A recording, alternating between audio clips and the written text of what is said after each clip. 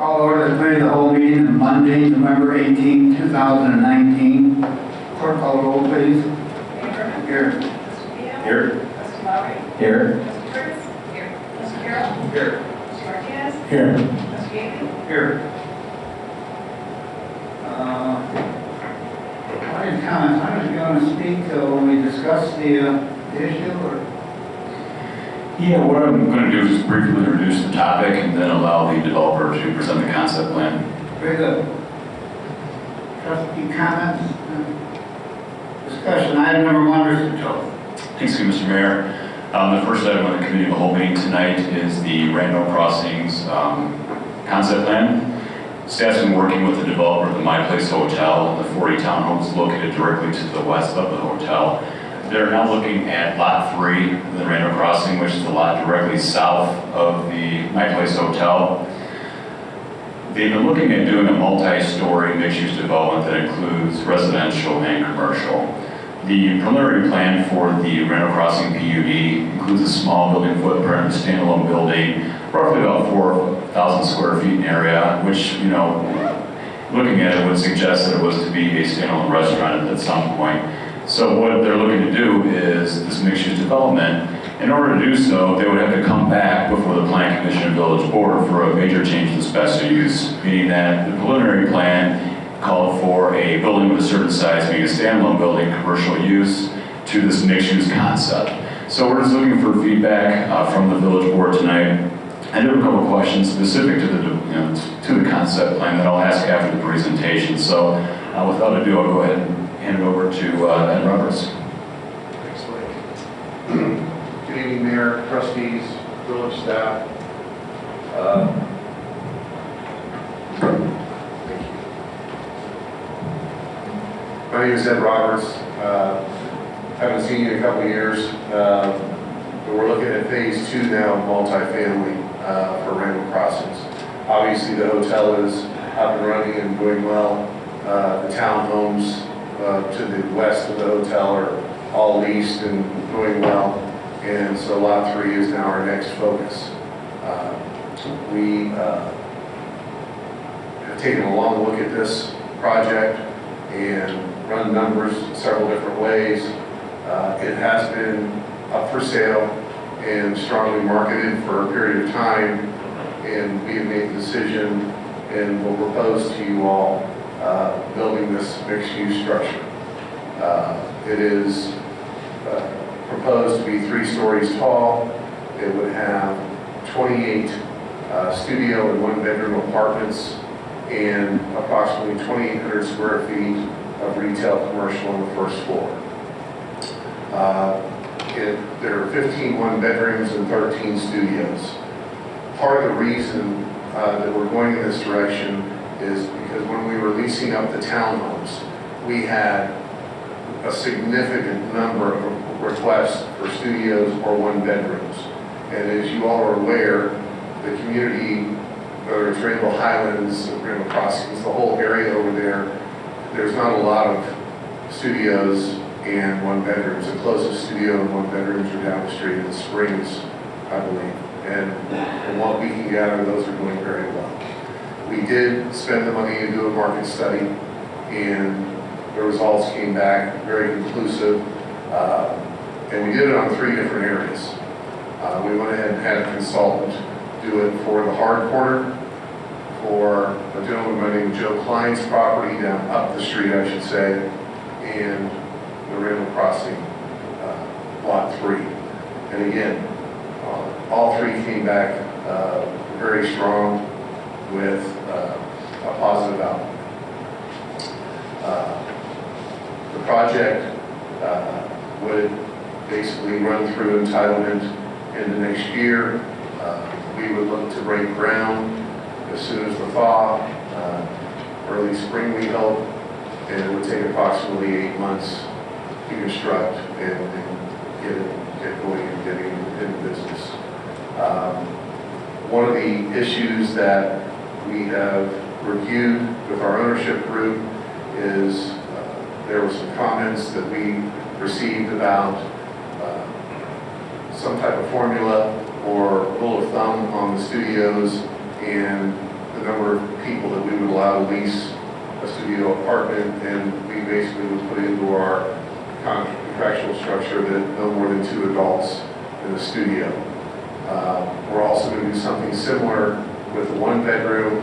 We're working on that for limitations, but it's going to go along the lines of what we've done at the townhomes. But obviously the townhomes are all 2 or 3 bedroom units. I'm sure you can see it up there, but you know, we would go with a look that's something, I would say, similar to the turf room, but we're talking about a flat roof, and we're talking about some siding and stone and ephes that would blend in with the colors of the community. So, again, I know you have this in your packet, but we're again trying to, from a conceptual basis, cause everything to blend and look like it belongs.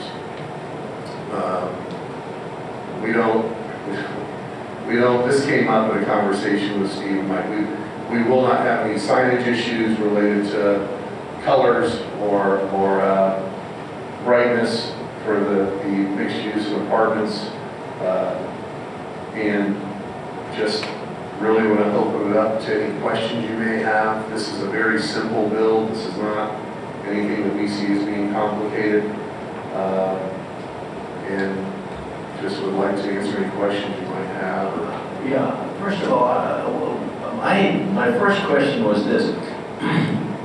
Can you share any, perhaps some demographic information about the type of person that would be renting these apartments? Do you have a market scope on that? Or? Yes, sir. So our target, and again, based on our market study, but also based on what we saw coming into the model unit at the townhomes, was we had a pretty measurable blend of basically retirees that still wanted to have a foothold in the community and still wanted to maintain a base camp.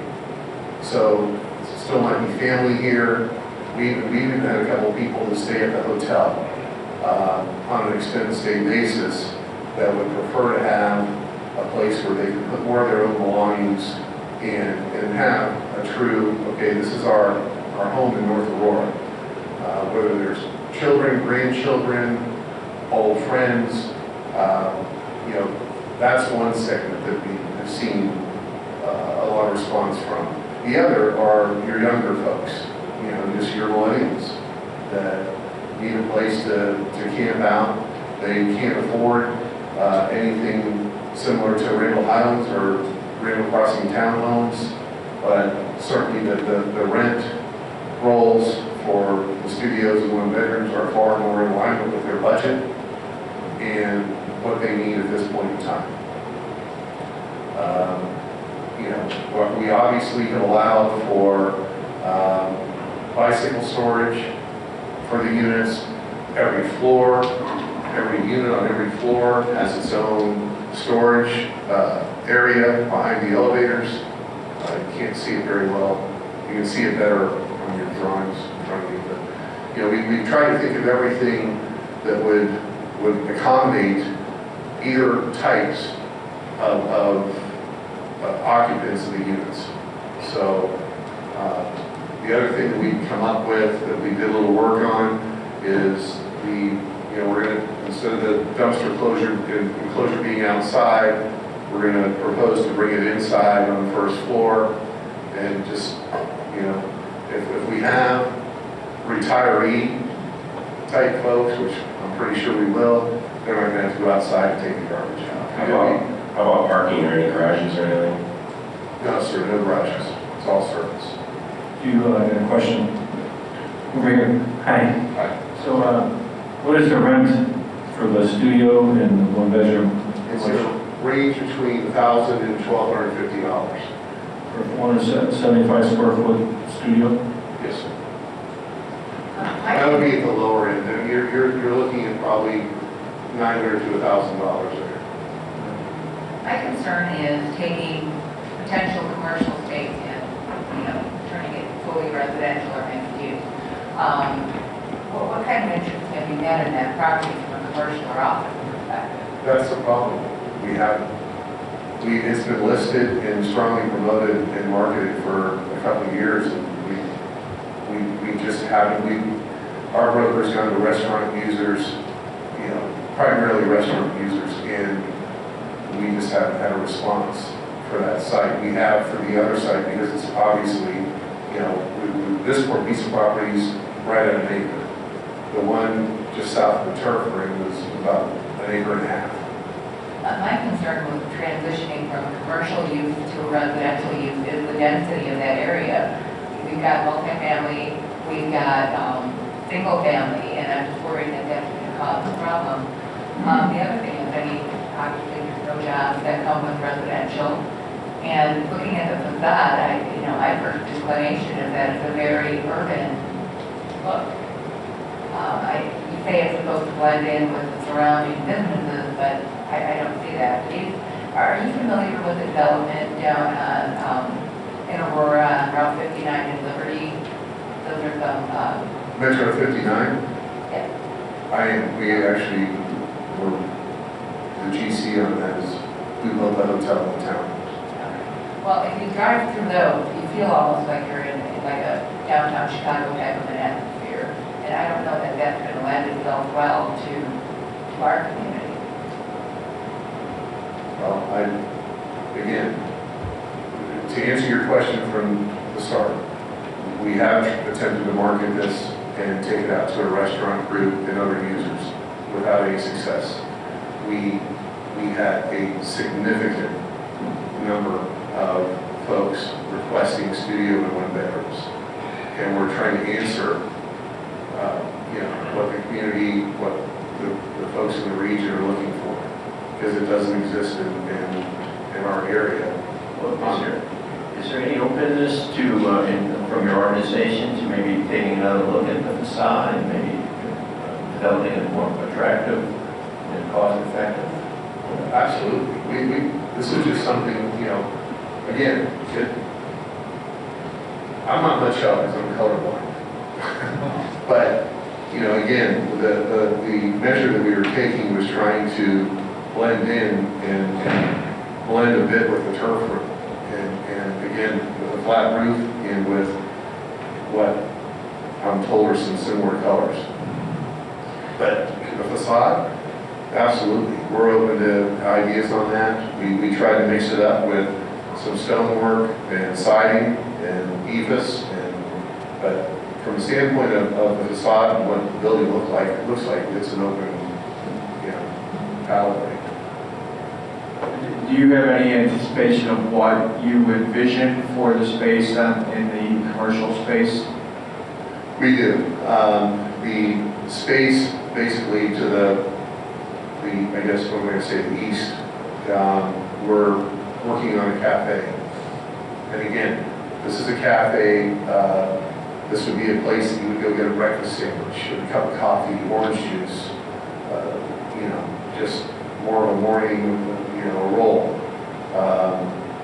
And then possibly around the lunch hour, maybe a sandwich. It's, obviously, one of the things we've learned going into this is there are a lot of different cooking devices and products these days that don't require the ventilation, etc. That you can still accomplish your goal of serving something warm or hot without putting the steel in to take care of the ventilation.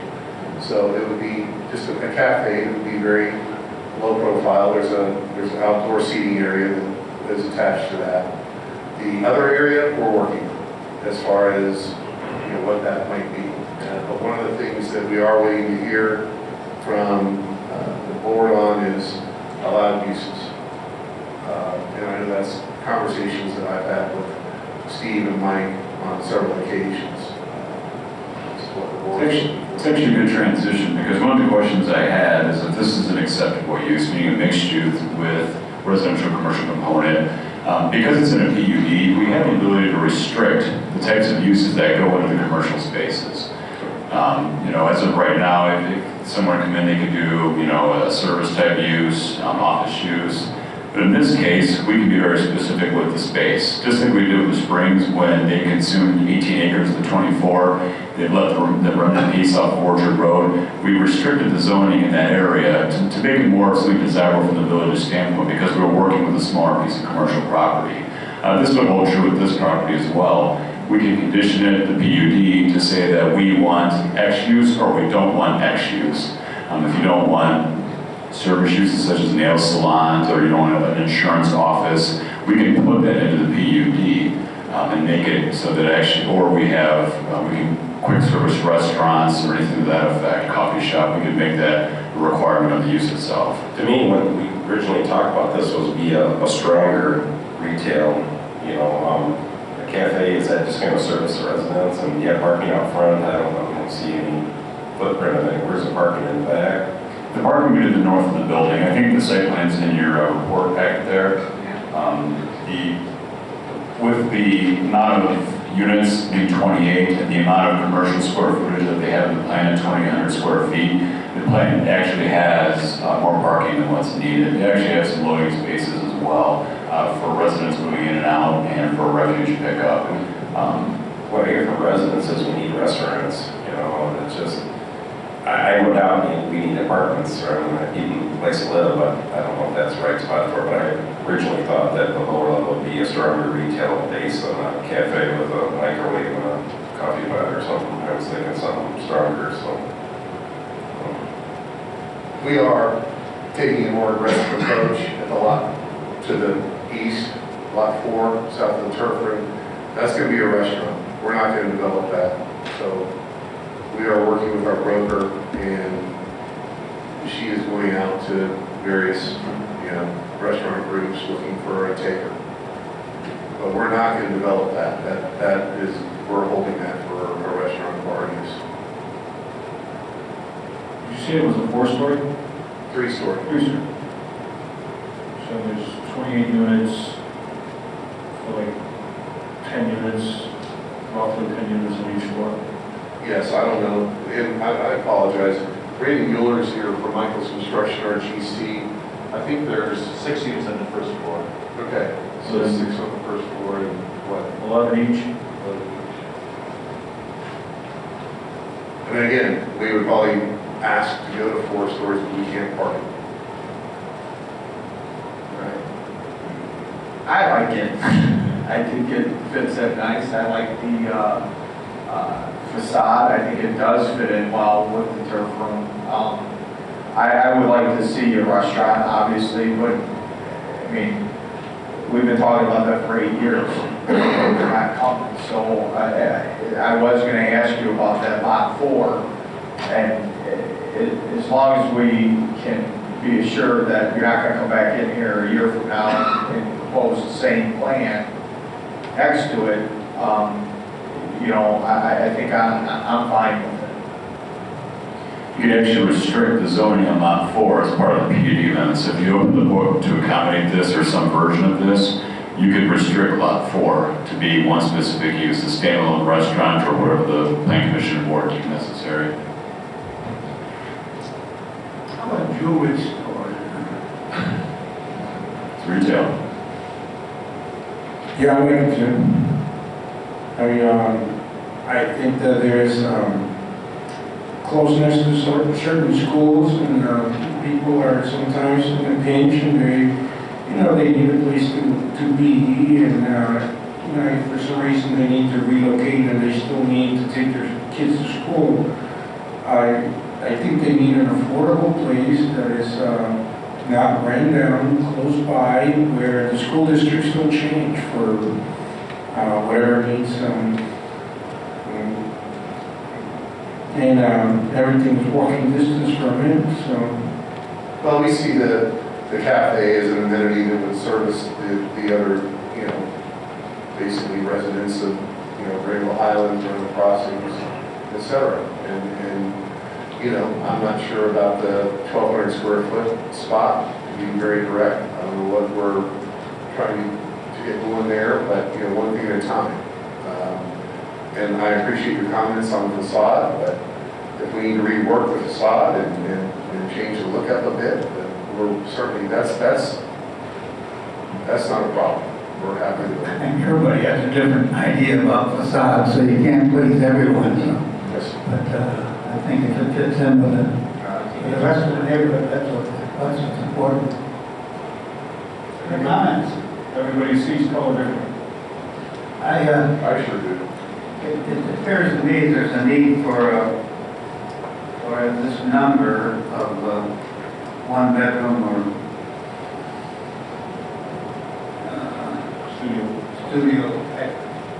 We're not talking about a great number, we're talking about a small select things like fit in the plan. We're not talking about large development. Do you have a certain number of spaces that's reserved for the retail? Or is it just first come, first serve, wherever you can park in that parking lot? It's pretty much open parking. You can put that as a restriction on the site plan, that you reserve the spaces adjacent to the commercial area. That would make sense. I mean, it seems odd to have, you know, commercial, but have tenants parking in there. I don't like the facade. I think, kind of from the rendering, it looks like something would work in there. I think a lot of the issue around the facade is what kind of material you use. The stone to me would be fine, but you said something about siding was my concern, so. They produce siding now you see the I hotel. agree, right. You see the townhomes, they have some stuff out there that looks great and really is very durable and long lasting. Well, what do you think of the turf room, Mike? I think that's very attractive.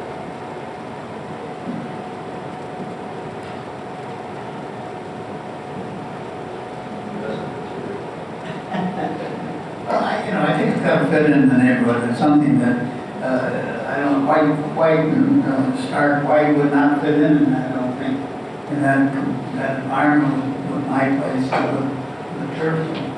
So I think it needs to be something different than what you've shown, and certainly the flat roof. Was I someplace else? Oh, I was in Nashville.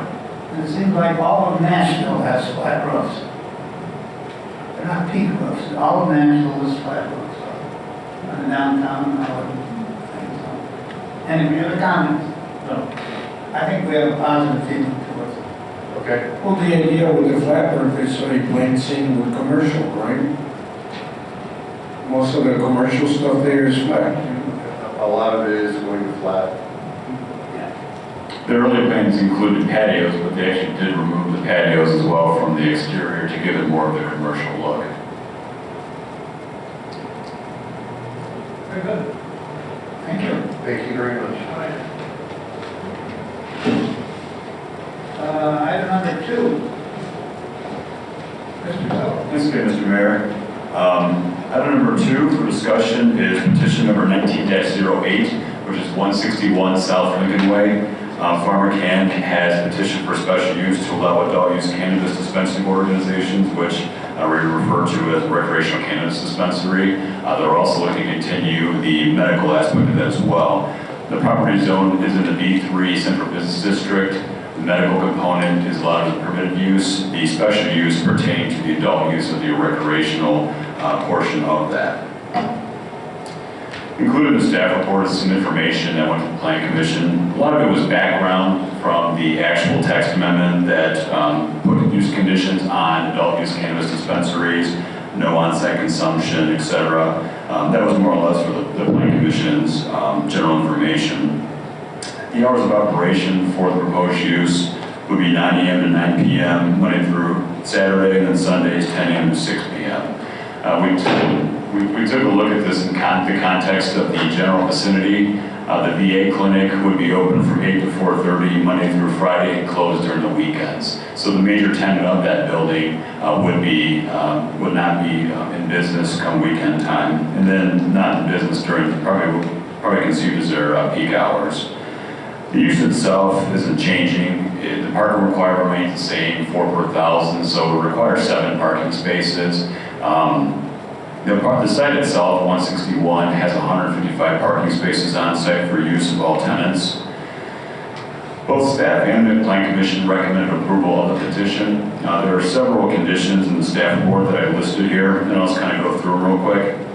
It says sales of non-medical cannabis shall commence only as authorized by the Cannabis Regulation and Tax Act. That means that they can't start selling until the state law allows them to. Use of the facility shall be limited to the sales of cannabis as authorized and regulated by the Compassionate Use of Medical Cannabis Program Act and the Cannabis Regulation and Tax Act. That just basically codifies the fact that they're subject to all the state statute requirements, safety, delivery, etc. On-site consumption of cannabis is prohibited. Again, that's a statutory requirement and a new standard we already have in place. Condition number 4, it says the petitioner shall coordinate temporary parking solutions with surrounding businesses and property owners during the first several weeks of business. Now, this is a point of contention because when we reached out to the other communities that PharmaCann is operating under, they had mentioned that during the initial weeks or days of operation, that it gets a little busy on site, as you can imagine. So but basically what it says is that they're to meet with us to go over how we're going to address parking temporarily, whether it be off-site parking somewhere else. We're actually meeting with the petitioner this coming week to discuss the specifics of this. And the idea being that our police department might be involved with some of the traffic control, which would be at their own expense. I don't know if they know that or not yet, but it would be subject to their expense. Final 2 conditions, there are a couple of dumpsters on the northeast corner of the property that were not corralled. A condition would mean that that dumpster enclosures be built on the property to contain the dumpsters and keep the trash out of sight. And when we drove the site, we found a couple potholes in the drive aisles. We just asked if those potholes be filled. So again, you have staff recommendation and the Plan Commission unanimous recommendation for approval of the special use. And the petitioners are here tonight to answer any questions you might have.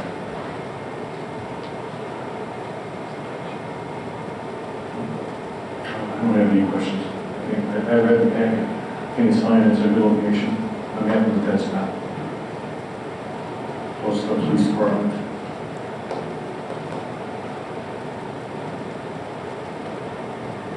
Yeah, we had a conversation with the, and I'm not sure Chief Fisher can make the statement, but in the time that they've been operating in the medical component, they've not had any criminal activity calls over there, just some minor alarm calls and things of that nature.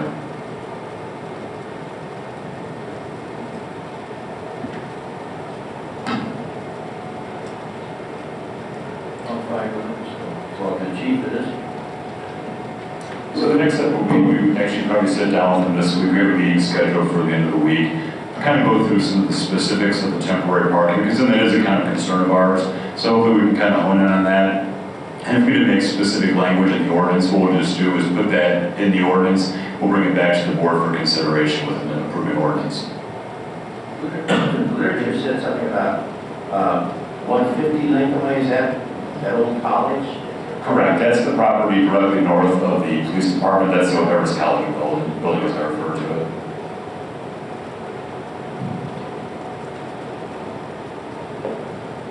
I think it's the idea that we had in our minds all along that this is going to be a temporary location. And I think that sounds to me like it's a place to be. For special use. Any other comments? Mike, do you have enough information? Sounds like it's a go ahead. Thank you. Very good. Item number 3. All right, last item for committee discussion tonight. During the last operations committee meeting, which was November 4th, we met with the actual owner of the Mocha Coffee Shop at 24 South Lincoln Way. He provided a presentation to the board. He's making a formal request for fund and assistance, more specifically from the TIFA grant fund, which is just the tax increment financing district.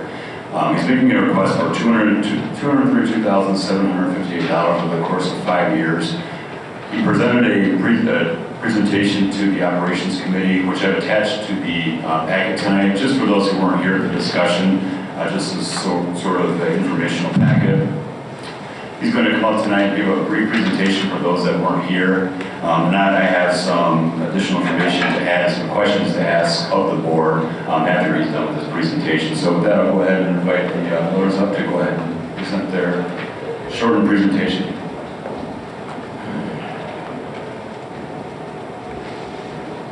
Mr. Mayor and everybody. We'll keep it fairly short. I know that the other night we went through a lot of slides, and I think Mike put a copy of that in the packet. Just to kind of keep it simple and for review, Mike, can you flip the first slide?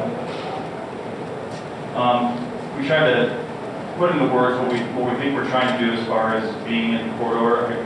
I'd like to just read this slide, if that's okay. I'm not going to do that with every slide. When we were first looking for a property for a mocha shop, we were encouraged when 24 South Lincoln Way was brought to our attention, which Mike kind of did when I came to him with another location. Besides seeming a great location for commuter traffic, which it is, it's the only thing on the west side of Route 31 from St. Charles to the tollway for coffee. We were excited and encouraged to see that the village was intent on revitalizing the corridor and was supportive of new businesses and the idea of individual pedestrian walking to downtown. And Mike shared with me some of what else going on down by the river and the corners and the whole river walk and everything else. So I want to go ahead and flip Mike. Just, I'm not going to read all this. We have a little bit of information about what we're doing with MoCA in the community. We just rounded our 7-month since we opened month, and we opened in March, and there's been an awful lot of interest in coffee, but also getting involved in some of the schools and some charities and ways we can get involved with the community. There's a lot of opportunities. In fact, even since we were at the 4th, there's been a number that have come up. I don't know if you want to share anything special. There's been a lot of neat opportunities. Go ahead, Mike. These are some of the different places that have been asking us about contributing and participating in some of their causes, or just some exposure for us and some benefit for them. And we really are just starting to get into some of the different places we can have involvement with our business, and it's really been really neat. We've had an amazing reception from the community.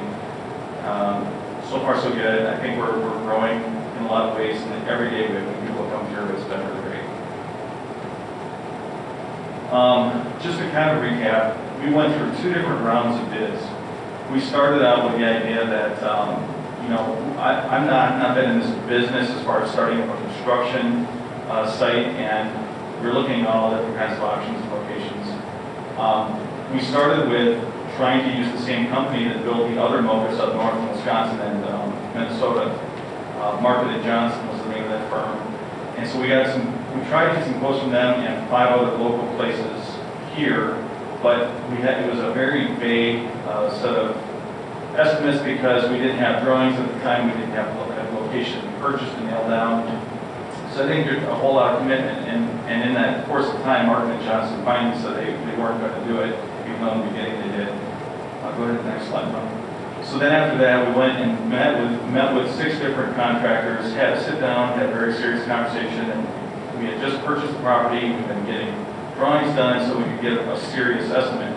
But you can't really do that until you have all your drawings, until you've gone through. You kind of have to have one leg in the project. So this was the range of bids that we had. $560 was our lowest bid we had with Paramount Construction in St. Charles, and they're not only the lowest, but really they were just the most knowledgeable, and it just seemed like the right guys for the job. This is a list of the construction contract. This is after it was 560 and ended up being 677 with all the change orders, which there was about 12 or 14 over the course of it, most of which were site work related.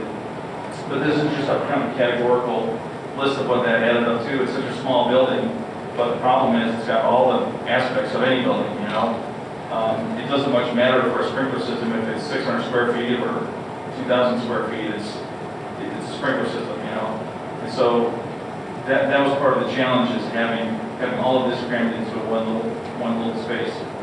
Go ahead, Mike. To give you a comparison, 2 of the stores in Wisconsin were far less. It's kind of hard to compare on a square footage basis because even though ours is about 30-40% larger, it's just still a tiny room. But it was very much more expensive than what we were comparing to up in Wisconsin with a similar layout of operating space. They have 10 stores. We looked at 3 really that were the most similar to ours, and our layout is very similar. This slide doesn't really matter, just a list of some of the various costs that were soft costs. And then this was the whole project. The 677 is the construction part of it. The land was 200. We closed on that in March, I think, Mike, of 2018, which was basically a year before we opened. And Mike helped me all the way through. He's been really great in walking me through this, being a newbie to a whole new type of world of construction. And out of the construction cost, which was the site and the building, about 413 of it was related to what I feel are TIF eligible types of expenses, mostly related to the site work. The building itself was not all that different than the Wisconsin buildings, but the site work was a big challenge. This was an old gas station, didn't know what all you're going to run into, and so it was a lot of learning curve. Go ahead and go to the next one. I put in 1.1 million, which is kind of this is my dream thing. I hope to do it for the next 10 years for my whole family. Our kids are involved, my parents are involved. We're very much in the community, we live nearby, but it's very expensive on a square foot basis. You almost can't make sense of it because it's such a small building. It's on a 0.55 acre lot. Go ahead, Mike.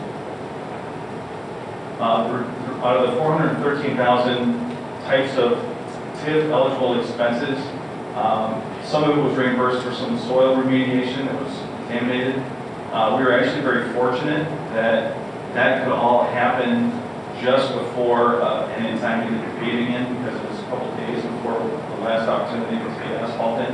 Otherwise, we would have lost another 3 or 4 months. Out of the remaining 373, we're asking for 232 over the course of 5 years of us being in business and proactive in the community and keeping all of our bills paid. And the next slide, I think, Mike, is a list of, these are specific items out of that 400 that we thought were very much so TIF eligible types of expenses. And it's a lot of stuff.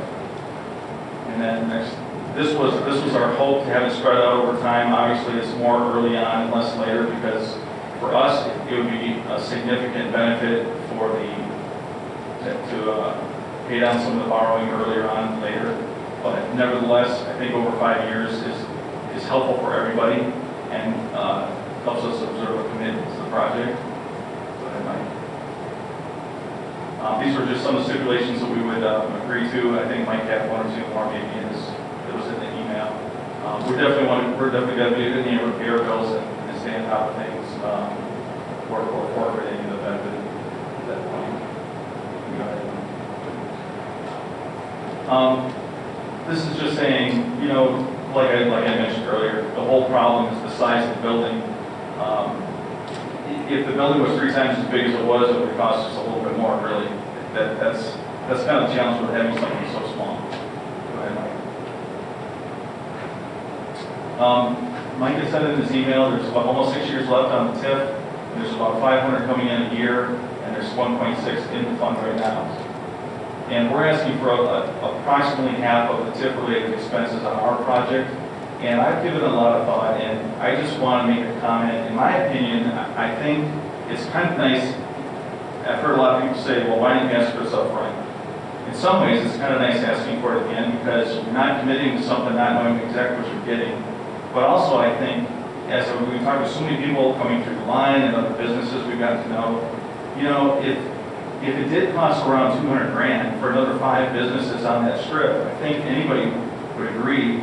I don't know what all of the projects are slated for the TIF right now, but I would think that would be a pretty good use of the TIF funds and would really clean up a lot of that corridor. Obviously, there's not right now, but I think if that were an option, that would make a big difference.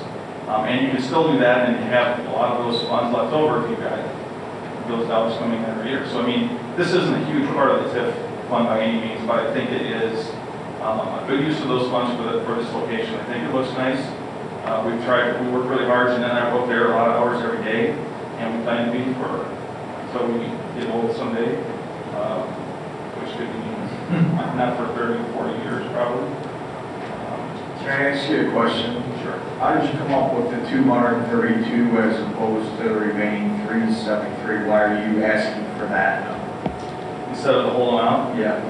I was just trying to be a little bit more reasonable, and some of these were very specific, like clearly tip related, whereas some of the other things, for example, some of the overhead we have to pay for site supervision, things that aren't clearly for digging that are, I just thought this was a clear list of clear tip eligible expenses from what I understand. I certainly did want to ask for more, but it's a lot of money, and I recognize that, and that's part of the reason for wanting to spread it out over time, trying to make it more palatable for everybody, and also trying to show that I'm willing to commit to the long haul. This is not an investment for us where we're going to have somebody else manage it, we're never going to be there. We're there all the time, we enjoy doing it, that's what I want to do. And so I was just trying to kind of pony up some of my own toward this effort, even though, I already have, but not any, my GC suggested that we just ask for the whole thing. I said, well, I've had a lot of talks with Mike, and it seems like this is we were hoping to be a little bit more palatable, that's all. Yeah, what happened was that we knew there were shortfalls along the way, and being the TIF district, we knew there would be some systems potentially available. When you look at this list, this is specific to his request, what it doesn't include is our building features.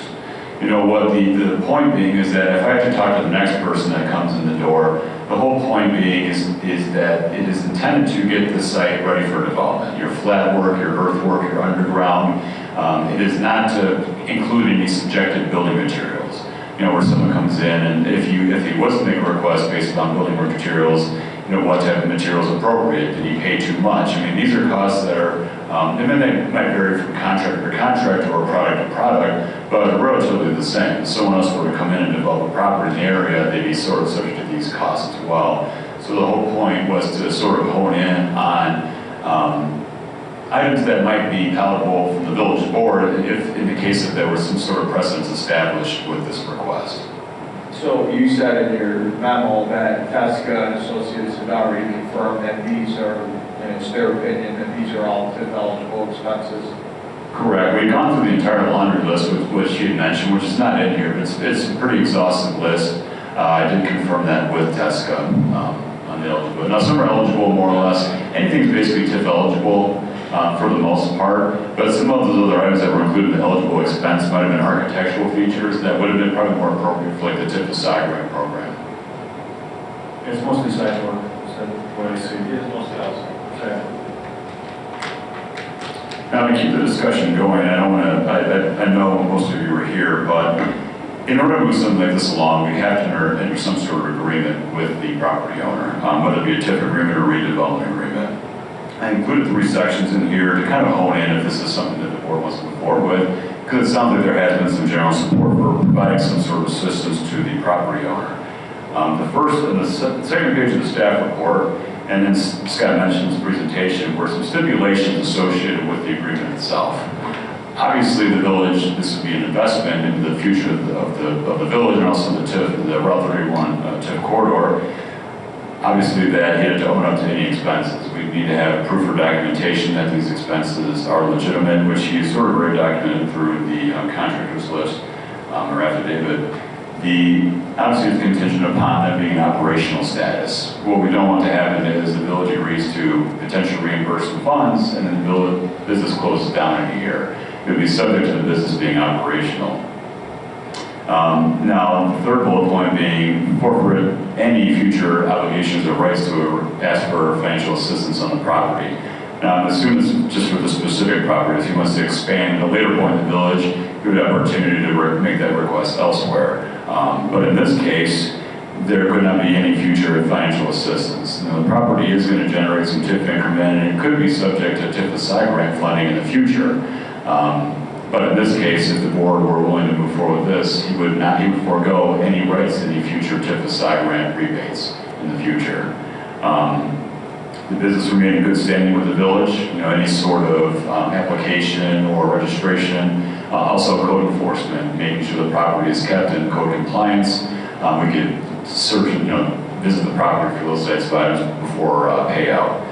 And no delinquency in future payment to any taxing bodies, making sure they're in good standing with all the other taxing bodies and they're in good standing with their taxes. So Those are some of the stipulations that staff came up with that he mentioned in his report. If the board has any comments on anything, any further stipulations, removal of, kind of like to hear that now. I have a concern with solvency. The all-in cost of construction build out was over $1 million for a 650 square foot building. I did some research and online I found out that Starbucks and a couple other franchises spend between $280,000 and $480,000 to open up their storefronts. So now we have a business that's half the size of the Starbucks, costs twice as much to build, and even if we give out this assistance, which I'm concerned about setting a precedent doing this going forward, my concern is that after 5 years, you're going to, the debt load's going to be too much to carry because, I'm kind of thinking you might have overpaid at $1.1 million for a 600 square foot building. So that's where my concern would be. They're taking out payments over the next 5 years, and then what happens if they just close up and move out? And now what have we got? We got to get money back into the tip through sales volume, and I don't know if that's going to be reasonable based on the numbers you showed us at the last meeting. Sure, I can speak to that a little bit. First of all, I know for certain that some of the Starbucks are a lot more expensive than that. In fact, our general contractor has done some of them, as well as he's been in the business since he was a kid, and some of these Starbucks cost a lot. A lot of it depends on what they're building, if it's a build-out of an existing space, which a lot of them are, or if they're building a whole new space. There's a huge range of cost. But even so, even though it's a small building, it's a business on a corner, and it has access from 2 locations, and we think it's an excellent location. You could spend half the amount of money on a business in the wrong location and have a much worse situation. There's no question in my mind. We think that this Mocha location is extremely better than several of the other Mochas that are up north that we think aren't in near as good of a location. The thing they have going for them is that brand name has been there for quite a while, and they have a very good following for their quality, and they've been around for a number of years. So it's brand new here, but if you go and look at all of the Madison locations, which some of them are doing, they're netting $20,000 a month. They'd have no problem paying this bill. I was extremely conservative on this 5-year month average, and the stores I took are fairly new, so I was just being ultra conservative. The other stores range from $10,000 a month to $40,000 net, which is really great. But I'm a very conservative guy, and I don't want to run into that situation at all. That's part of the reason why the location was really the whole key. In fact, I originally went to talk to Mike about a spot on Orchard, but it was on the wrong side of the street, and it just didn't really make sense. We looked at a lot of locations, including the one that's currently Dunkin' Donuts in Geneva. In fact, I'm curious what all they're doing with that one, because same situation with the gas station, and that's close to where my office is. But I think it's going to do well based on all the other stores. The owner of the store assures me that we're right on track with what all our other stores have done, and we have very high hopes for the future. If I thought for a moment that we would be in big trouble just because of the cost of building, I wouldn't have gotten involved at all. I'm taking a little bit of a gamble because I didn't expect it to be as expensive as this, but I really do feel that, and especially with the reception we got, I really think it's going to do well over time. I just don't want to assume that without having a whole lot of homework. But I know that a lot of these Starbucks do cost, there might, $200,000 to $400,000 might be an average, but some of them are a lot more than that for sure. And I think it just depends on where it is. And in talking to my contractor, I asked him, I said, what's your opinion about a store being so much less 2 hours away? And he said, it all depends on the site work. He said, you can't hardly compare 2 different locations for the site work because you just don't know what you're going to run into. And that's part of the wild card of it, which we were in hopes, being in a TIF district, that this would be one thing that would help us.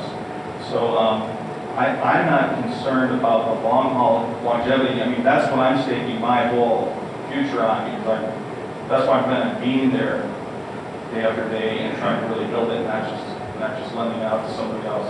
So I understand your concern. I'm very much concerned about that same issue more than anybody.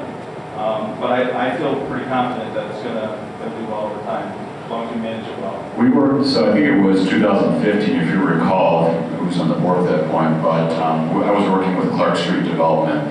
They had the Starbucks that received site plan approval in Orchard Commerce, which is the last development on the west side of Orchard before you hit 88 going south, where we had the hotel petition, Dunkin' Donuts is there.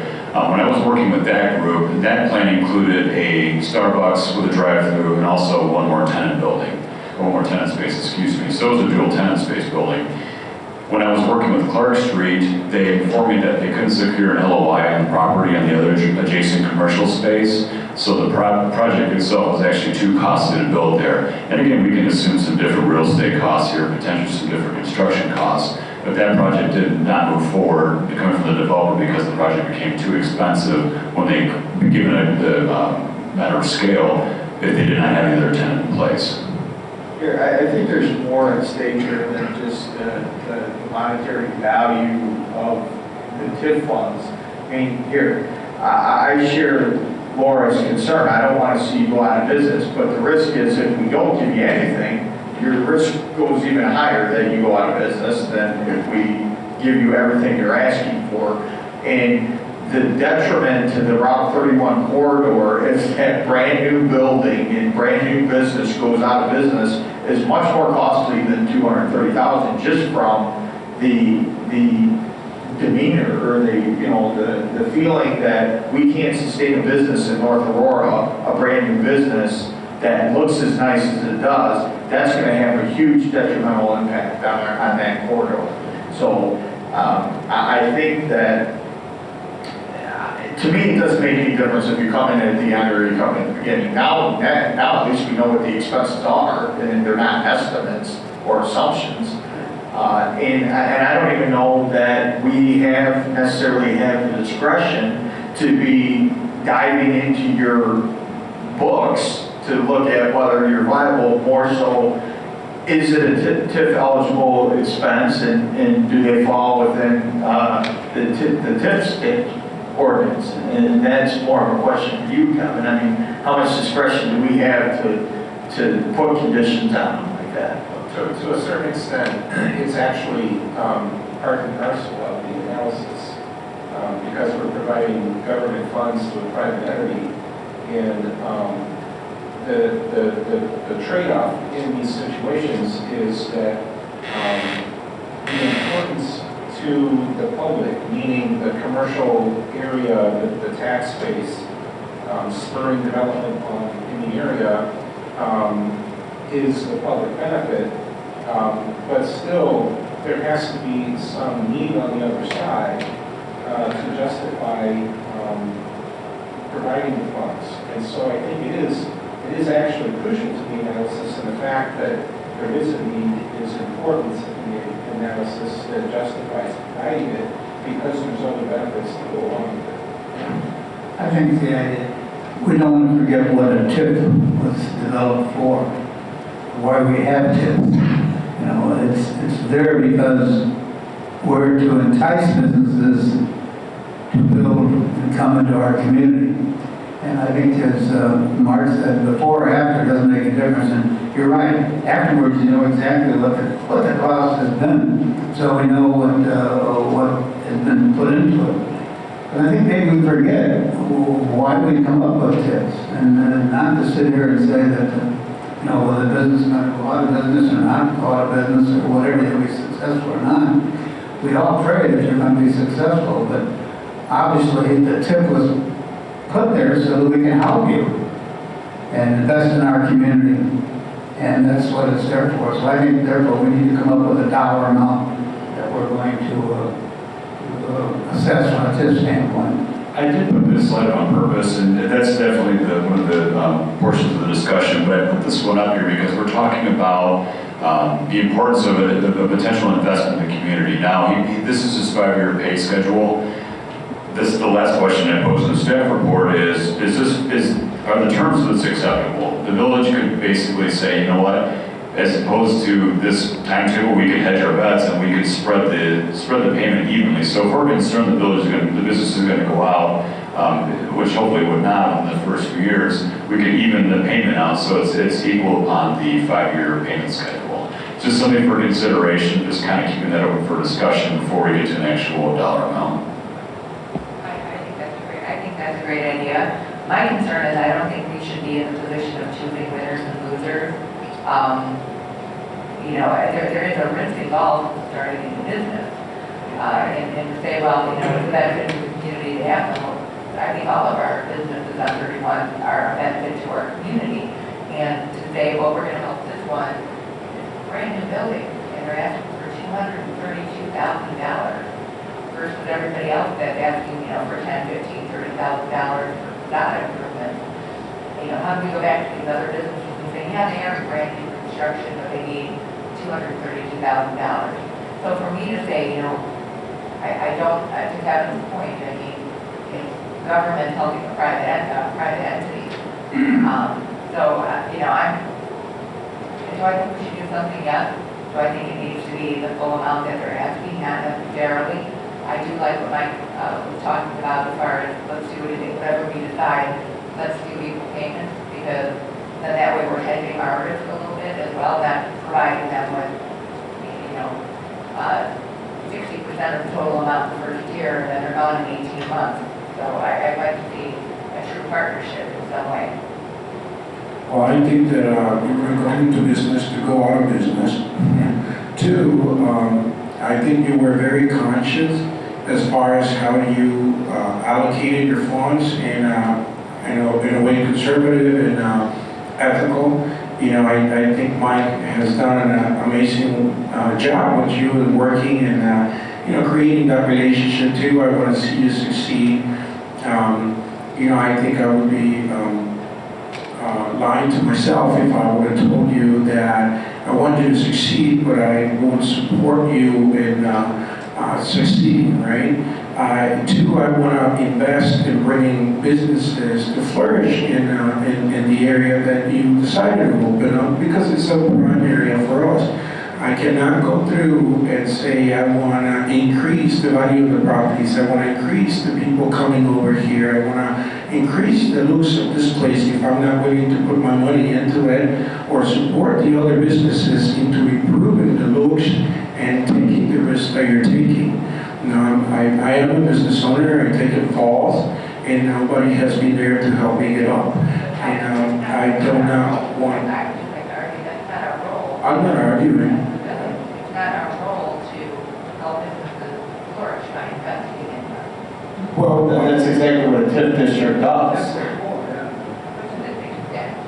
Well, how is that any different than the lot that is fenced around? They're going to come in and ask for TIF funds for site work. The activity center lot is going to come in and ask for site work.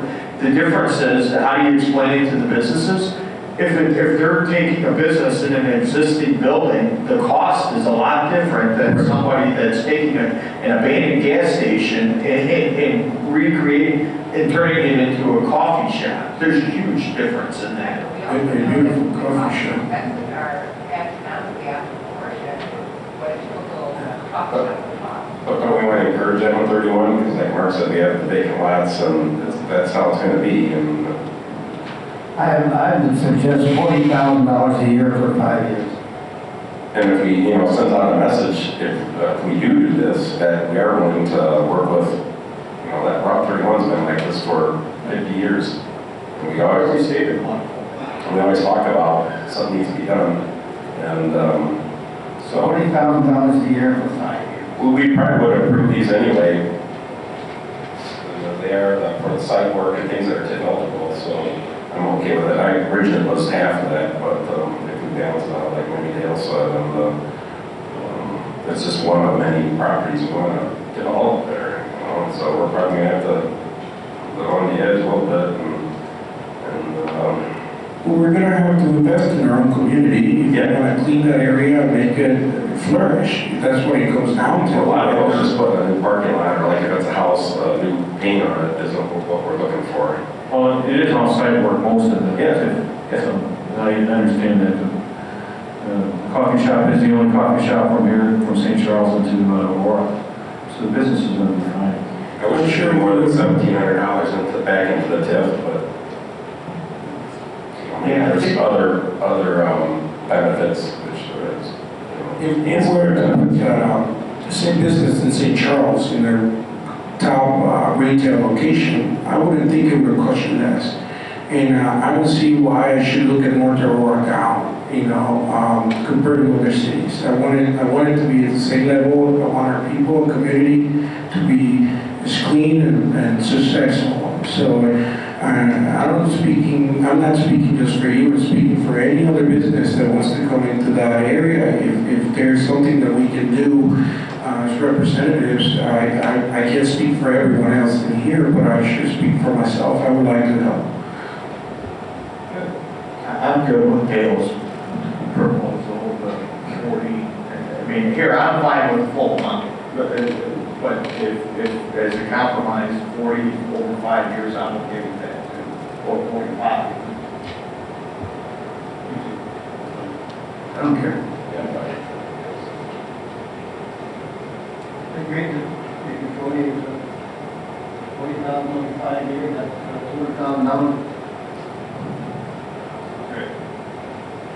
I think you got a marching paper, so thank you very much. Thank you, everybody.